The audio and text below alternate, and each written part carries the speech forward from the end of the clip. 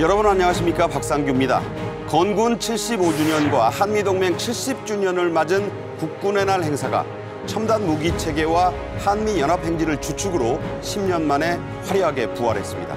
서울공항과 서울도심에서 펼쳐진 우리 군과 K방산의 위용을 집중 분석해 보겠습니다. 한동훈 법무장관이 전국 사형시설 재점검을 지시한 데 이어 연쇄살인범 유영철과 흉악범 정형두를 서울구치소로 이감시켰습니다. 국내 대표 사형수들을 한데 모은 이번 조치가 어떤 의미를 갖는지 짚어보겠습니다. 김현주 시사평론가, 최진영 변호사와 함께 얘기 나누겠습니다. 어서 오십시오. 네, 안녕하십니까. 네. 국군의 날 행사가 10년 만에 부활이 됐습니다. 그 규모와 위용은 몇 배 더 업그레이드 됐다는 평가가 나오는데요. 서울공항 활주로 그리고 서울 도심에서 차례로 펼쳐진 이 행사에는 첨단 무기들이 대거 선보였고 한미연합 군사 퍼레이드도 사상 최초로 펼쳐졌습니다. 먼저 요약 영상으로 보시겠습니다. 동맹기들 엎드려! 총!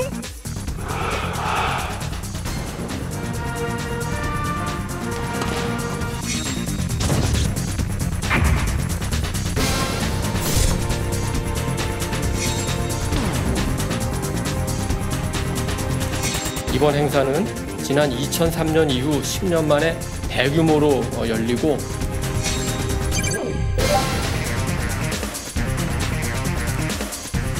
(1974년 10월 1일) 근군 26돌 국군의 날 기념식입니다. 우리 한반도를 둘러싼 주변 정세에도 많은 변화가 있었습니다.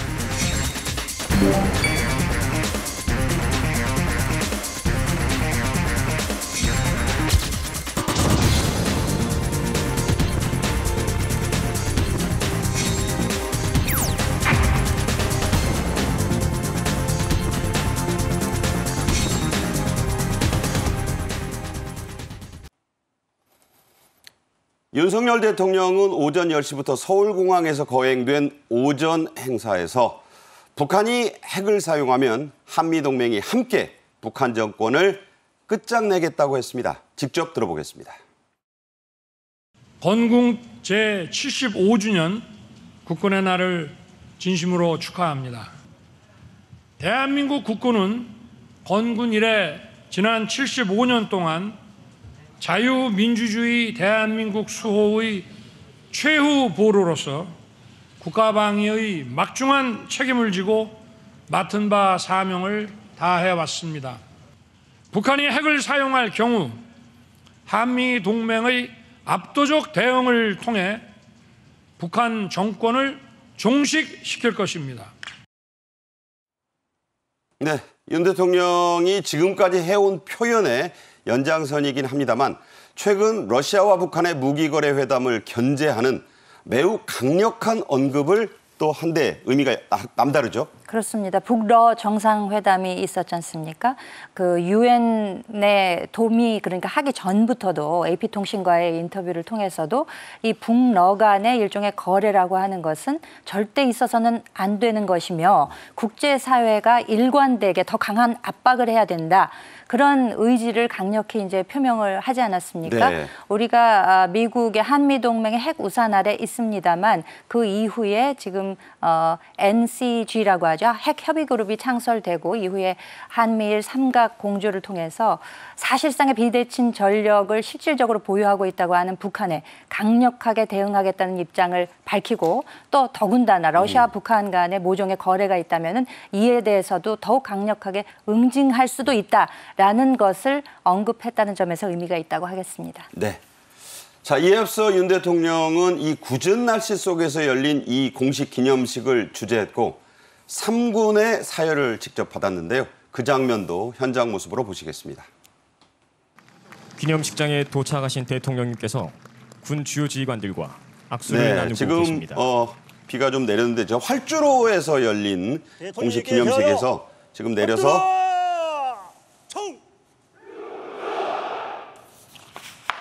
네, 지금 사열을 받기 전에 이제 격려를 받았고요. 지금 3군 더하기 해병대까지 다 지금 네.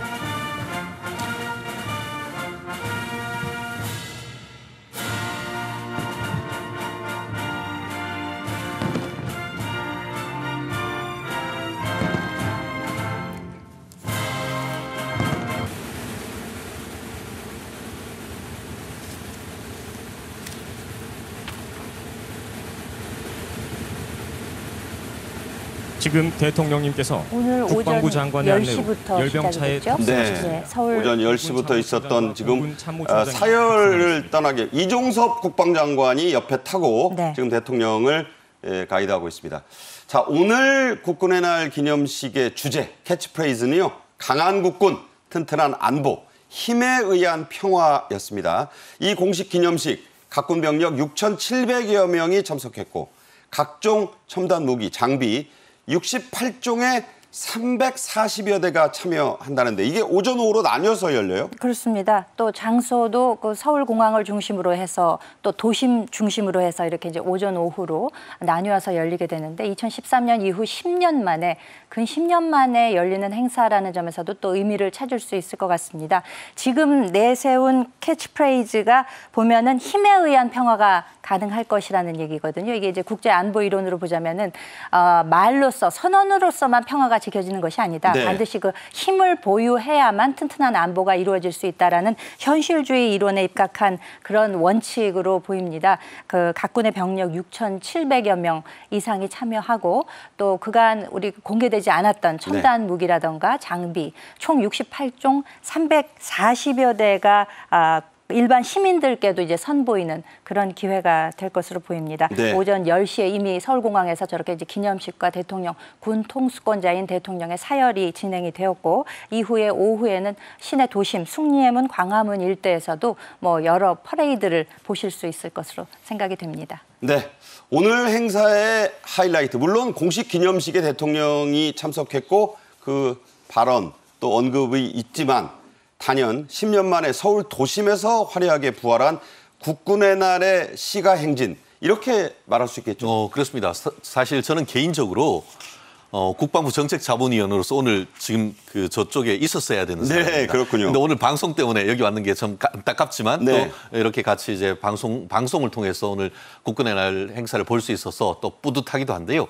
10년 만에 처음 하는 이제 대규모 열병식이 이제 지금 이루어질 것이고 특히 오후에 지금 시내에 있는 지금 광화문 광장에서 엄청난 대한민국의 어떤 무력을 지금 전 세계에 과시할 것 같습니다. 자, 서울 시내 일원이 지금 교통 통제가 순차적으로 되고 그렇습니다. 있어요. 실제로 지금 그 성남에 있는 서울공항 거기에서 1차적으로 지금 대통령 사회를 비롯해서 행사를 마친 다음에 기갑부대 같은 경우에는 그 공항에서 이제 그 고속도로 쪽에 있는 양재 인터체인지 쪽을 통해서 시내로 들어오고 또 네. 병력 같은 경우에는 또 동부간선도로를 통해서 강변북로를 따라서 이동합니다. 그러다 시민 보니까 피해를 좀 최소화하겠다는 그렇습니다. 거죠. 그렇기 때문에 최대한 이제 시민들의 어떤 불편함을 최소화하고 그 결과 이제 그 오후 한 1시 반 전으로 해서 이 병력과 전차가 이 시내에 집결되면은 거기에서 오후 4시 정도까지 대형 이 열병식이 10년 만에 이루어지는 것이죠. 아마 육군의 위용, 엄청난 모습을 또 전 세계에 과시하지 않을까 생각합니다. 네. 오후에 펼쳐진 이 시가 행진에는 최근 폴란드 동유럽 수출로 그 성능을 전 세계에 입증한 K2 흑표 전차 그리고 다연장 로켓 천무, 한국형 사드로 불리는 지대공 미사일 LSAM 공격형 무인기 등 46종 170여 대가 참가하는데 이 종류뿐만 아니라 그 위용이 첫 선을 보이는 게 많아요. 그렇습니다. 물론 뭐 미국의 최첨단 장비를 포함해서 우리 뭐 카이 등에서 새로 연구 개발해서 선보이게 되는 뭐 전투기를 포함해서 여러 무기들이 선보이게 되는데요. KF-21의 경우에는 우리 국산 초음속 전투기로서 4.5세대 한국형 전투기라고 할 수 있습니다. 예. 스텔스 기능도 있습니다만 앞으로 뭐 전면적인 스텔스 기능을 갖춘 것은 또 지금 개발 중에 있고요. 6세대 전투기는. 그리고 F-35A 스텔스 기능이 이제 갖추어진 최첨단 전투기라고 할 수 있죠. 세계 최첨단 전투기죠? 그렇습니다. 한 대의 가격이 뭐 1억 달러, 우리 돈으로 1,000억에 육박하는 그런 아주 그 최첨단 무기로서 우리는 지금 40대 정도 보유를 하고 있습니다. LAH 소형 무장 헬기의 경우도 첫 국산 공격 헬기라고 할 수 있는데요. 아파치 헬기에 비해서는 소형이지만 우리 기술로 개발을 했다는 점에서 공격형 헬기의 대표급으로 선보이고 있습니다. 네. LSM 장거리 요격 미사일계 우리 삼축 체제가 있지 않습니까? 킬체인, 한국형 미사일 방어 체제 MD가 있고요. 그렇죠. 대량 응징 보복이 있는데 이건 이제 요격 시스템이라고 할 수 있습니다. 적의 탄도 미사일이 왔을 때 요격이 가능한데 이 최대 요격 고도는 40에서 60km. 그러니까 장거리 탄도탄이 왔을 때 이것으로서 요격을 할 수 있기 때문에 한국형 사드다 네. 이렇게 이제 불리우기도 하는 그런 무기들이라고 할 수 있는데 이런 무기들이 이제 선보이기 때문에 어떻게 보면은 국민 입장에서는 이와 같은 뭐 말로만 들었던 LSM, 천궁 이런 것들 시가 행진을 통해서 이제 볼 수 있다고 하니까 참 마음으로도 든든하고 우리의 안보의 현주소를 눈으로 실제로 체감할 수 있다는 점에서도 큰 의미가 있지 않나 그런 생각이 듭니다. 네. 저게 이제 숭례문과 광화문 일대에 나타난다는 점에서 외국인들도 그렇고요. 어린이들에게도 야, 이 말로만 듣고 영상으로 TV나 영화에서나 보던 무기 체계를 눈앞에서 볼 수 있는 그런 귀중한 기회가 될 것 같습니다. 특히요. 고위력 탄도미사일 현무 V가 처음으로 일반에 공개된다고 하는데 위력이 대단한 무기죠? 지하 100m 벙커버스터 이렇게 지금 하면서 괴물 어떻게 보면 미사일이다 이렇게 얘기를 하는 것 같습니다. 지금 그 그림으로 보입니다만 고위력 현무 V 이렇게 되는데요. 탄도 중량만? 그렇죠. 탄도 중량만 이게 말이 되나요? 8 내지 9톤 가량 된답니다. 아시다시피 우리가 알고 있는 굉장히 대형 트럭이 그게 한 8톤 정도 된단 말이에요. 거기에 있는 그 탄도탄 중량이 그게 다 8 내지 폭약이란 얘기인가요? 하니까 그렇기 때문에 결국은 재래식 무기지만 사실상 핵 폭탄에 가까운 정도의 위력을 가진다 이렇게 얘기합니다. 네. 실질적으로 한 방으로 북한에 있는 주석궁까지도 완전히 그 100m까지 파고들어서 지하를 분쇄할 수 있을 정도의 위력이다라고 해서 이 그 무기 때문에 그 김정일이 잠을 못 이룰 것이다 하는 그 얘기가 나올 것 같은데요. 아시다시피 우리 주작 현무하듯이 그 현무입니다. 네. 그것이 이제 현무란 것이 뱀과 이게 거북 두 개로 결합된 그 모습 그렇죠. 아닙니까? 상상 속의 동물이죠. 상상 속의 동물인데 거북의 등껍질이 우리가 말해주는 단단함, 그로 인한 어떤 방어 능력, 최강의 네. 방어 능력을 얘기하고 이것이 특별히 보면은 북쪽을 방어하는 신 이런 어떤 지신 이런 의미가 있기 때문에 특별히 이 부분 같은 경우에 북한의 그 어떤 보내는 메시지가 매우 강력한 어떤 미사일이 아닌가 평가를 받고 있습니다. 네. 자, 오늘은 이 공중에서도 퍼레이드가 펼쳐집니다. 내년부터 양산 체제에 들어갈 예정인 KF-21 보라매 전투기가 역시 처음 선보일 예정인데 이게 방산 효자 아닙니까? 이게 어마어마한 그것입니다. 사실 그 전 세계적으로 스텔스 기능을 가진 그 5세대 전투기는 사실상 미국밖에 없다라고 하는데 제가 알기로는 이게 4.5세대라고 해서 사실상 스텔스기 역할을 하고 있는 것 아니겠습니까? 우리나라에서 미국으로 도입하고 있는 KF-A35보다 속도도 더 빠릅니다. 네. 이게 그 F-35는 그 마 1.5 정도 되는데 이건 1.8에 가까울 정도가 되는 것이고 나아가서 이거는 우리나라 자체 기술로 양산해서 지금 그 조만간 이제 그 2026년부터 실질적인 전투를 배치를 했는데 짧게는 40대 추가적으로 80대에서 총 120대 정도 배치가 돼서 옛날 아마 그 저희 때 같은 경우에는 전투기 하면 팬텀기 하면서 어떤 그런 F4라든가 F5 이것들을 그랬죠. 완전히 대체를 해서 우리나라 영공을 지키는데 우리가 그 서울 관악구에 가면은 보라매 공원이라고 있습니다. 보라매 공원. 그렇죠. 거기가 공군 회관이 있었기 때문에 그런데 이 KFA 같은 경우에도 이름이 보라매라고 해서 대한민국의 영공을 지키는 수호신으로서의 역할을 100% 할 것이다라고 하고 나아가 지금 얘기하신 것처럼 국내 용이뿐만 아니고 해외의 가격 경쟁력이 있기 때문에 방산의 효자 노릇을 할 것이다라는 예측이 나오는 것 같습니다. 네. 보라매 공원 말씀하시니까 신영균 씨가 주연했던 영화 빨간 마우라. 빨간 마우라. 네, 그때 유명해진 명칭입니다. 또 이번 시가 행진에서는요. 장비 부대와 도보 부대가 잇따라 행진할 때 아까 말씀드렸지만 공중에서 아파치 공격 헬기, 공군 특수비행팀, 블랙 이글스가 동시에 비행을 한다는데 날씨는 좀 굳지만 정말 화려하겠어요, 볼거리가. 날씨가 딱 좋기 때문에 오늘 이제 비가 좀 추슬추슬 내려서 네. 비만 없었으면 더 좋았지 않나 싶긴 한데 좀 아쉬움은 있습니다만 어쨌거나 장비 부대가 앞서거니 하면 도보 부대가 뒤서거니 하는 네. 이제 그런 행진이 있을 것으로 예상이 됩니다. 그리고 공중에서 아마 그 굉음, 소음이 들릴 때 상당히 그것 때문에 좀 놀라시는 분들이 있을 텐데. 아무래도요? 네, 오늘 이런 그 뭐 아파치 블랙 이글스 동시 비행 이런 것들로 인해서 있는 것이기 때문에 놀라실 필요는 없다는 점이 이제 많이 고지가 되고 있습니다. 오후 1시부터 3시 40분경까지는 서울공항에서 숭례문까지 그러니까 뭐 현충로 앞을 이렇게 통과해서 가기 때문에 그렇죠. 그 차량이 통제되긴 하지만 또 차 없는 거리가 되기 때문에 그 당시에는 또 그 시간대에 맞춰서 나오시면은 네네. 그 행진을 볼 수 있으실 것 같고요. 오후 2시부터 6시까지는 숭례문에서 광화문대로 도심에서 이제 이것이 운영이 됩니다. 네네. 그렇기 때문에 이제 원하시는 분들 또 특히 어린이 가족 동반해서 함께 나오시면은 아마 정말 보기 드문 광경을 보실 수 있지 않을까 그렇게 기대가 됩니다. 숭례문부터 광화문대로를 걸어볼 수 있다는 점에서도 그렇죠. 물론 퍼레이드가 지나간 뒤에 네. 의미가 좀 남다른 그런 행사가 아닌가 싶습니다. 해군은 그럼 어떻게 하느냐? 바다에 있기 때문에 직접 나올 수는 없지만 최첨단 차세대 이지스 함인 정조대왕함이 증강현실 AR이라고 하죠. 그 AR 영상으로 이 시가 행진에 동참한다고 하는데 자 궁금해요. 어떤 모습일지. 정조대왕함 어떤 위력을 가진 국산 이지스함입니까? 저도 진짜 육해 공예 중에 해군은 어떤 식으로 이제 나타날까 싶었는데 우리나라 IT 기술의 어떤 그 현실을 보여줄 것 같습니다. IT 기술로 증강 형식으로서 그 정수대왕함을 공중에 띄울 것 같은데요. 경하 톤수가 8,200톤급이니까 어마어마합니다. 네. 길이가 170m. 뭐 열심히 뛰어가도 끝까지 뛰어가기도 힘들 것 같은데요. 폭이 21m라고 하고요. 승조원이 한 200여 명 된다고 합니다. 소나 체계가 이게 탁월한데요. 소나가 이제 지하에서 그 수중에서 예. 해저에서 잠수함이나 다가오는 어뢰 같은 걸 탐지하는 기기인데 이것 같은 경우에는 이지스 전투 체계와 AN-SPY 1D 그 레이더까지 있다고 하는데요. 이게 우리나라로 개발한 최첨단 어떻게 보면은 그 사물 탐지 시스템이고 나아가서 이와 같은 그 이지스 시스템 같은 경우에는 우리가 지금까지 알았던 세종대왕함 이것도 이지스함인데 그렇죠. 그것보다 훨씬 더 성능이 좋아졌다고 합니다.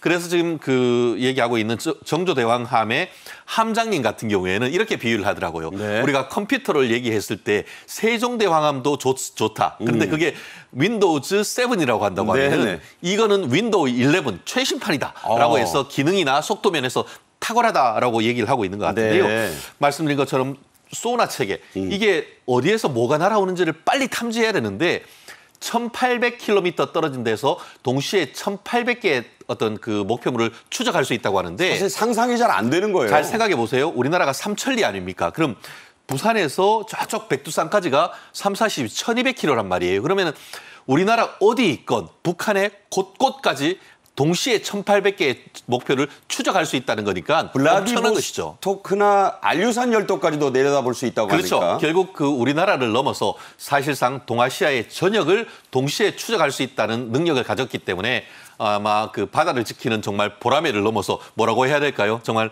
해상을 지키는 소신이라고 얘기할 수 있을 것 같습니다. 네. 저런 모습이 AR로 이제 영상으로 나오니까 우리 최첨단 IT 기술도 이 퍼레이드에 참여한다. 이렇게 보시면 되겠습니다.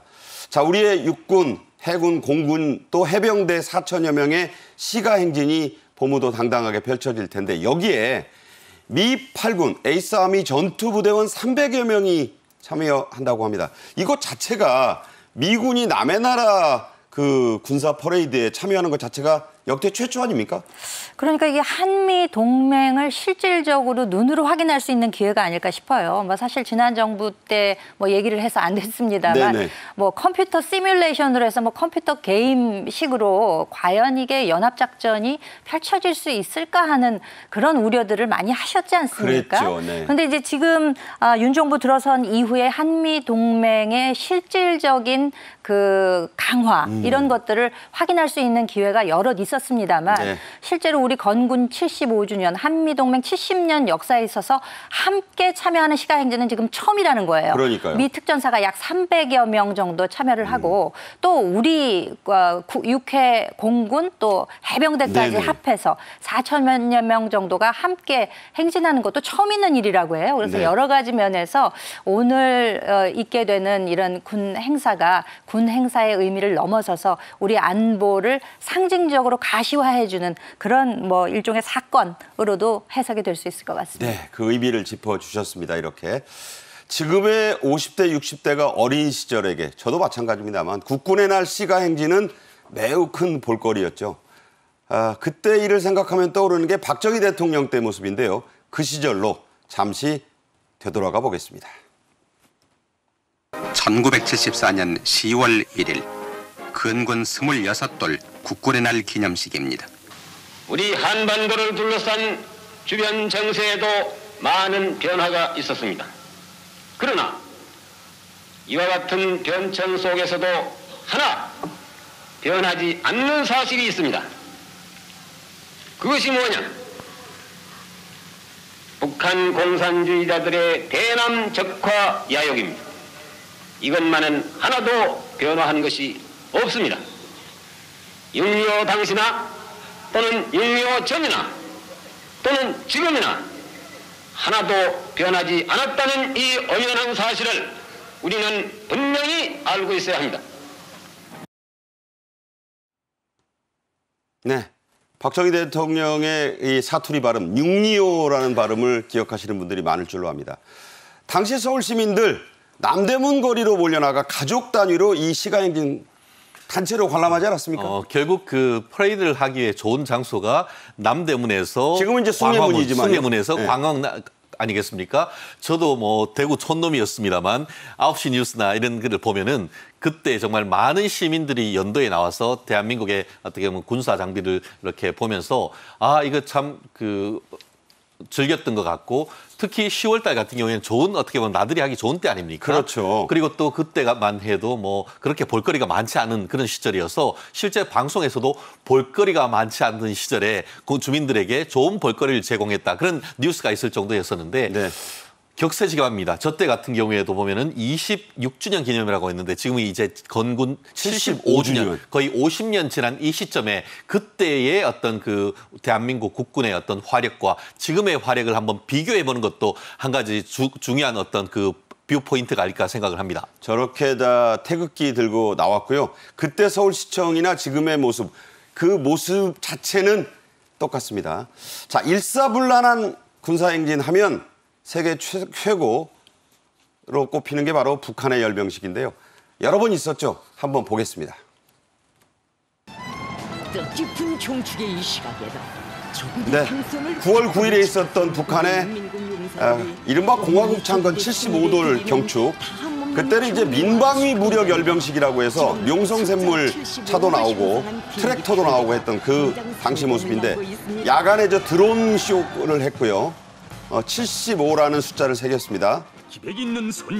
줄은 칼각으로 맞추죠. 다양한 대형 변화들로 우리 공화국이 걸어온 성스러운 75년의 빛나는 여정을 저 앞에 이제 김정은이 지금 있습니다. 네. 펼쳐 보이고 있습니다.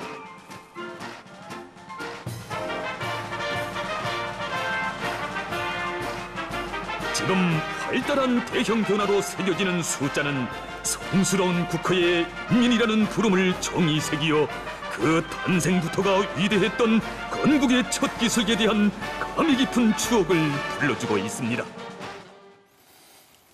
네, 북한 열병식과 우리나라의 이 군사 퍼레이드와의 차이점이 있다면 북한은 김정은 한 사람에게 보여주기 위한 일종의 충성맹세 성격이 강하다. 이렇게 볼 수 있겠죠? 그렇죠. 최고 존엄에게 우리가 이 정도 갖추고 있습니다라고 이제 보고하는 형식이 될 것이고, 네. 그리고 또 저는 여기서 큰 차이점 하나를 보자면은 아까 우리 건군 26주년이었나요? 그 장면과 비교를 해보면은요, 네. 우리는 시민들이 이렇게 그 태극기 들고 나와가지고 하는 것이 다 자의적인 자발적인 참여잖아요. 그렇죠. 근데 이거 여기는 인위적으로 동원을 하는 거예요. 그러니까 지금 저 열병식을 한번 하게 되면은 평양 시민의 동원이라고 하는 것이 어마어마하게 이루어지기 때문에 저분들은 뭐 정말 화장실도 못 가고 음식도 제대로 못 먹고 네. 와가지고 이제 그 시간을 채우기 위해서 전부 도열을 해 있는 거 아니겠습니까? 그렇죠. 그렇기 때문에 어떻게 보면 시대착오적이라고 할 수 있을 정도로 외국의 그 북한 입장에서는 뭐 우리가 이 정도의 무력이 있다라고 과시하려는 의도가 있을런지는 모르겠습니다만 네네. 그것이 과연 일반적인 그 자유민주주의적 가치를 가지고 있는 세계 시민들이 볼 때는 과연 어떻게 그 눈에 비추일 수 있을 것인가를 생각해 보면은 참 좀 이율배반적이다 이런 느낌까지도 가지게 되는 북한의 열병식이 아닌가 싶습니다. 그렇군요. 국군의 날 시가 행진은 이후 노태우 정부 때를 마지막으로 점점 축소가 됐습니다. 33년 전 1990년의 국군의 날 모습을 한번 돌아보겠습니다. 여의도 광장에서 있은 이날 행사에서는 민과 군이 함께 참여하는 다채로운 행사가 펼쳐졌습니다. 하나 되어 통일로 국민과 함께 국군과 함께 이러한 표 아래 열린 건군 42주년 국군의 날 행사는 이날 오후 도보부대의 시가 행진으로 이어졌습니다. 국민과 군이 한마음으로 이 땅의 평화를 지키겠다는 결의를 새롭게 한 것입니다. 이렇게 국군의 날 행사는 김영삼 정부 이후에는 5년마다 한 번씩 새 정부가 출범하는 해에만 그 규모를 줄여서 열렸습니다.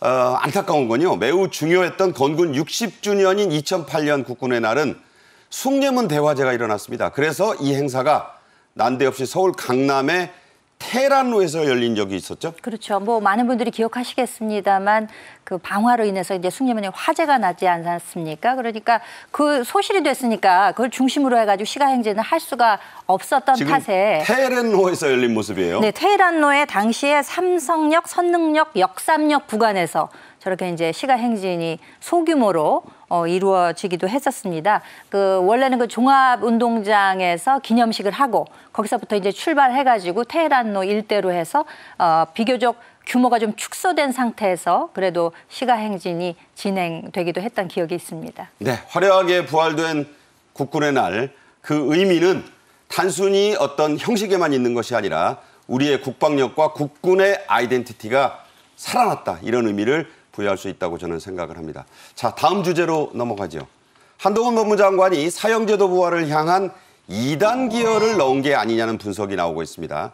1단 기여는요, 한 장관이 전국의 사형시설들을 재점검하라는 지시를 내린 것이고, 이번에는 유영철, 정형구 같은 이른바 1급 사형수들을 서울구치소로 이감시켜 한 대 모은 겁니다. 지금부터 그 의미를 집중 분석해보는 시간 갖겠습니다. 자, 한 장관이 지난주 연쇄살인범 유영철과 홧김에 신혼부부를 잔인하게 살해했던 이 정형구를 서울구치소로 이감시켰습니다. 자, 이걸 두고 이제 말들이 많아요. 자, 우리 최 변호사 보시기에는 전문가시니까 그런 의미가 있다고 보십니까? 정의구현. 네. 정의구현을 위한 첫 단추를 끼웠다, 이렇게 평가를 할 수 있을 것 같습니다. 지금 얘기하신 것처럼 유영철 씨, 거의 살인마다라고 얘기해도 부족하지 않을 만큼 2003년부터 2004년까지 서울 시내에서 17차례에 걸쳐서 노인과 부녀자 등을 21명이나 연쇄살해했던 연쇄살인범입니다. 거기다가 방화도 했고요. 방화하고 사체유기를 했던, 사실 대한민국 건국 이후에 이 정도의 어떤 그 살인을 지는 사람이 있었을까 할 정도로 사회에 충격을 줬던 사람이고요. 결국 이제 사형이 선고가 확정이 됐던 것이고, 정형구 씨 같은 경우에도 그 이전인 1999년에 신혼부부가 먼지 일으키면서 차량을 먼저 앞질러 갔다라는 이유로 다른 것도 아니고 엽총이라는 흉기로 이게 무참하게 살해했던 그 그렇죠. 사안인 것이죠. 충격적이었어요, 그렇죠. 당시에. 그렇기 때문에 이분들 같은 경우에는 이분이라고 하기도 참 그렇습니다. 이 사람들 같은 경우에는 법의 심판을 받고 대법원까지 가서 유죄로서 사형이 확정됐습니다. 근데 우리가 시청자들께서 아셔야 할 것은, 징역 같은 경우에는 대법원에서 형이 확정되면 그게 형이 확정됐다고 하지만, 그래서 기결수라고 하지만, 네. 이 사형수 같은 경우에는 형이 확정됐다 하더라도 살아 있으면은 기결이 아니고 미결수인 거죠. 미집행 사형수죠. 그렇죠. 미집행 사형수이기 때문에 그래서 교도소가 아니고 구치소에 있는 케이스가 많은 것도 그런 법적인 지위 때문에 그런 것 같은데요. 법에 그렇게 아직까지 미집행이다 보니까 어떻게 보면은 지금 이 의미가 집행하고 있는데 통제가 잘 안 되는 거예요. 그런데 집행을 벌써 뭐 십수년째 안 하니까 자기는 어떻게 보면 무적이다라고 하면서 이 교정 생활에 제대로 지도되지도 않는데 지방에 있다가 서울에 있는 이제 사형 집행할 수 있는 곳으로 데려가 오면은 느낌이 어떻겠습니까? 아, 이거 잘못하다가는 내일 아침에라도 집행할 수가 있다라는 그런 시그널을 강하게 받는 것이고 나아가 최근에 서현역이라든가 아니면 신림역에 어떻게 보면 막가파식의 어떤 그 살인범죄 그 부분에 대해서도 향후에 그렇게 될 경우에는 사형 선고와 함께 집행할 수도 있다라고 하는 경고장을 확실히 법무부에서 보내줬다 이런 의미가 있을 것 같습니다. 네, 유명한 드라마 모래시계에 나오는 마지막 대사 있죠. 나 지금 떨고 있니? 뭐 이런 상황인 것 같습니다. 사형 집행 시설이 있는 곳은 전국에 총 네 군데가 있습니다. 실질적으로 사형 집행이 가능하다는 진단과 평가를 받은 곳. 그런데 서울구치소 한 곳뿐이라고 해요.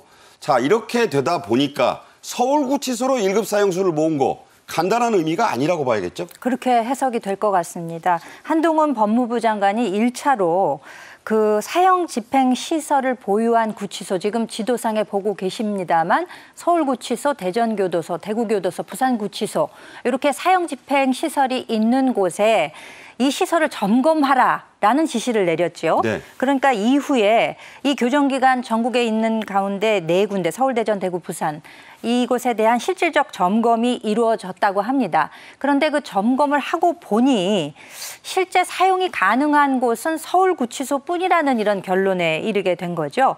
그렇기 때문에 서울구치소 한 곳뿐이라는 이 실질적으로 이 형이 집행될 수 있는 장소 여기에다가 지금 미집행 사형수들을 모으고 있는 것은 상당히 그 상징하는 의미가 크다라고 생각이 됩니다.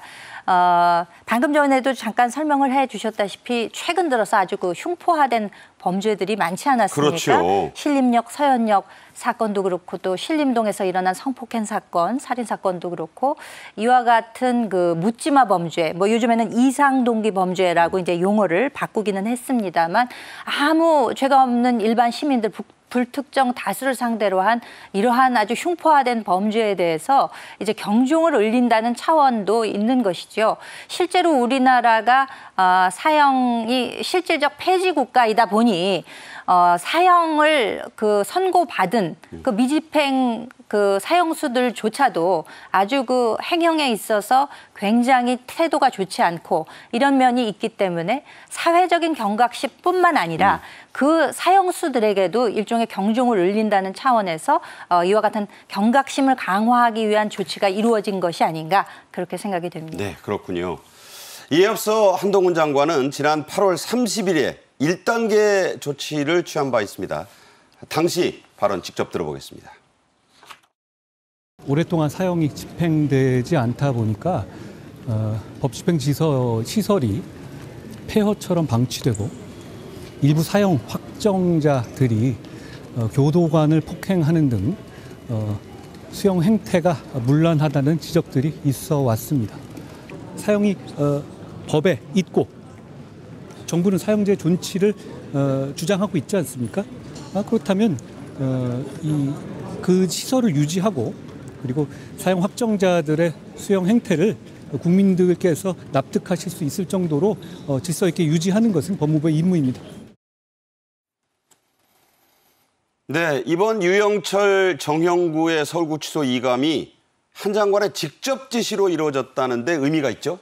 그렇습니다. 한 장관이 그 기자들 질문에 제가 직접 이송을 지시를 했다 이렇게 얘기를 하고 있는 것 같고 그럼 왜 하셨냐 했더니만 교정 목적을 위해서 했다라고 하는 것 같습니다. 아까 제가 말씀드린 것처럼 사형수 같은 경우에는 이러나 저러나 나는 사형당할 것인데 라고 하면서 교정 어떤 행정에 지시를 제대로 따르지 않는 케이스가 많습니다. 그렇군요. 그러니까 교정 그 공무원들이 굉장히 애를 먹는 것 같은데 그러다 보니까 그러한 취지에서 사형 집행할 수 있는 실질적 시설이 갖춰 있는 서울로 이송했다라는 네. 점은 이분들에게 던지는 메시지가 상당히 강한 것이죠. 통상은 서울에서는 지방으로, 지방에서는 다른 지방으로 이송시키는 케이스는 적지 않습니다. 네네. 그렇지만 지방에 있던 그 수용자를 서울로 다시 이송했다 이런 케이스는 매우 어떻게 보면 이례적이고 그것이 지금 그 교도소에 있는 수용자나 앞으로 향후에 어떤 범죄를 저지를 사람에게 보낼 수 있는 메시지가 굉장히 강한 메시지다. 즉 그렇게 해석을 할 수가 있을 것 같습니다. 네. 자, 들으신 대로 그런 의미를 지금 부여하고 계세요. 한동훈 법무장관의 사형제도에 대한 생각은 어떤지 확고했습니다. 8월 26일 국회 법사위에 나와서 했던 발언 역시 들어보겠습니다. 사형제는 굉장히 여러 가지 철학적인 고민이 필요한 영역이죠. 그리고 그것뿐만 아니고 이게 외교적인 문제도 굉장히 강력합니다. 사실 만약에 사형을 집행하게 되면 EU와의 외교 관계가 심각하게 단절될 수 있는 문제입니다. 다만 제가 이 문제에서 가부를 명확하게 말씀드리는 문제가 아니라 이게 그렇게 간단한 문제가 아니라는 것을 말씀드리고 그렇기 때문에 1997년 이래 사형 집행을 하고 있지 않은 면이 있는 거죠. 그래서 여러 가지 고려할 점이 많이 있다고 생각합니다. 네, 한 장관의 이번 조치로 이런 표현이 좀 어떨까 싶습니다만 국내 대표 사형수들이 한데 모이게 됐습니다. 이 의미는 어떻게 봐야 할까요? 실제로 우리나라에 지금 사형이 최종 확정되었지만 그 미집행된 사형수가 59명입니다. 네. 그 가운데서도 지금 그 연쇄살인이다라고 이렇게 분류할 수 있는 사형수가 3사람인데 그렇죠. 유영철, 강호순, 정두영 지금 이렇게 보고 계시죠.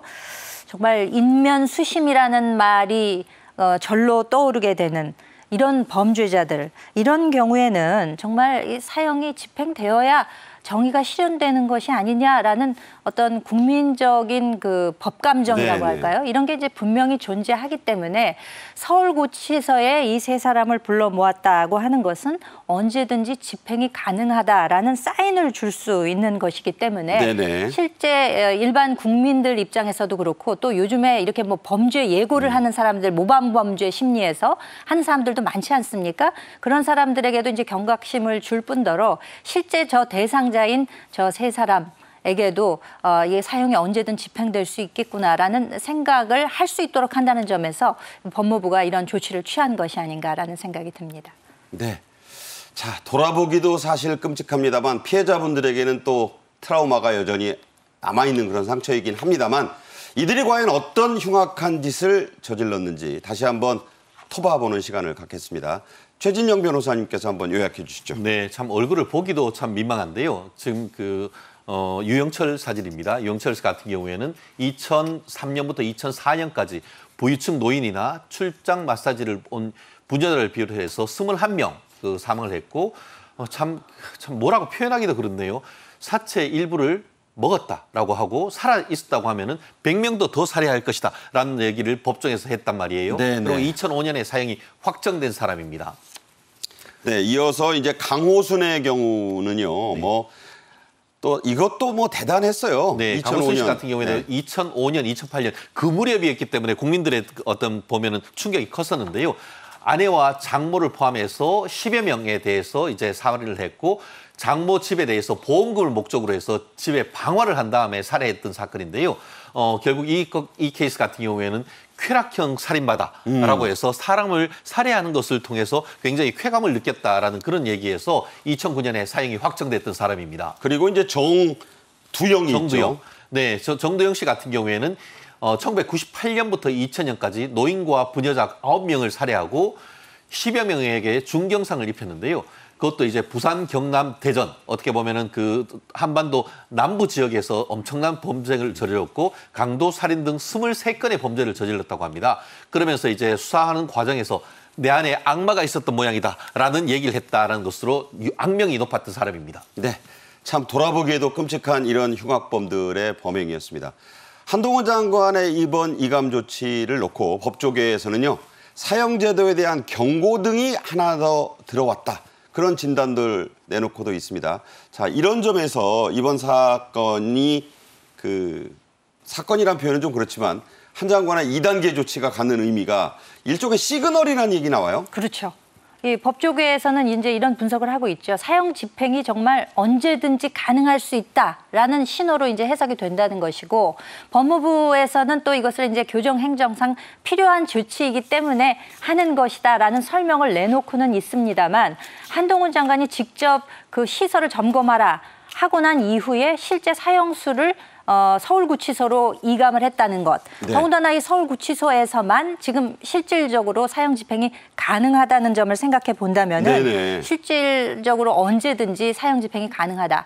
우리가 뭐 20년 이상 지금 사형 집행이 이루어지고 있지 않아서 실질적으로 사형제 폐지 국가다라는 뭐 호칭을 얻고는 있습니다만, 최근 들어서 이제 국민의 사형제 집행에 관한 인식이 좀 달리 변화가 있기 때문에 이 집행 명령이 내려지지 않을까? 라는 생각을 하시는 분들도 상당수가 있을 것으로 생각이 됩니다. 네, 그러니까 이제 사형 집행이 실제로 이제 가능한 뭐 이런 용어가 어떨까 싶습니다. 스탠바이 상태가 이제 확실히 됐다 이런 평가도 나오죠. 시설 점검을 했고 언제든 법무부 장관이 명령을 내리면 집행이 됩니다. 그렇기 때문에 이감 조치까지 이루어졌다는 것은 상당히 어떤 명확한 사인에 가깝다 이렇게 해석할 수 있겠습니다. 네, 자, 우리나라 법에는 사형제가 분명히 있습니다. 하지만 사실상의 사형제 폐지 국가라는 말이 나옵니다. 한마디로 유명무실하다고 봐야죠. 그렇습니다. 유엔이 정한 사형 폐지국이다라고 지금 얘기하고 있는데, 실제 그래픽에서 보는 것처럼 마지막 사형 집행이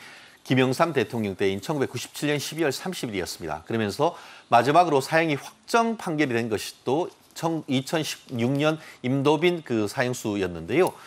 지금 현재 같은 경우에는 미집행 사형수가 총 59명. 그래서 일반 그 법정에서 있는 사람들뿐만 아니고 군 교도소에 있는 4명까지 포함한 숫자인데요.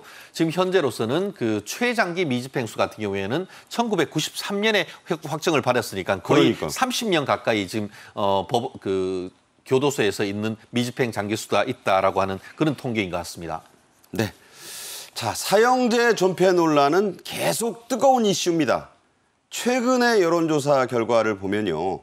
일단은 사형제 찬성이 압도적인 게 최근에 그 말씀하셨던 여러 가지 흉포화된 범죄 양상과도 맞물려 있다고 봐야죠. 그렇죠. 최근 들어서 너무나 이거 정말 무서워서 길거리에 나가겠느냐 하는 이야기를 하시는 분들이 굉장히 많습니다.